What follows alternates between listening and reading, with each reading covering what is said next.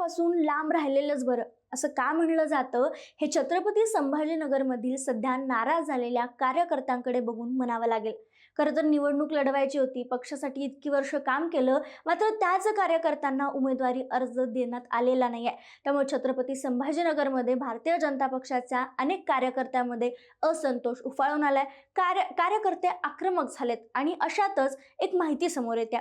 उमेदवारी न मिळालेल्या दिव्या मराठे या महिलेनं भाजपच्या महिला पदाधिकाऱ्यांनी भाजपच्या कार्यालयाबाहेरच अंगावर पेट्रोल ओतून आत्मदहनाचा प्रयत्न केलाय. कारण काय तर उमेदवारी देण्यात आली नाही म्हणून. यावेळी काही जणांना पक्षाकडून उमेदवारी मिळाली नाही आणि यामध्ये दिव्या मराठे ही इच्छुक होत्या.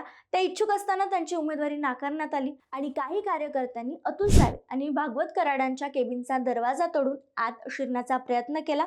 तसेच या महिलेने बाटलीतून पेट्रोल आणलं होतं. तिने हे पेट्रोल अंगावर ओतून आत्मदहनाचाही प्रयत्न केलाय. मात्र पोलिसांनी तिला वेळीच पकडल्याने पुढील अनर्थ टळलाय.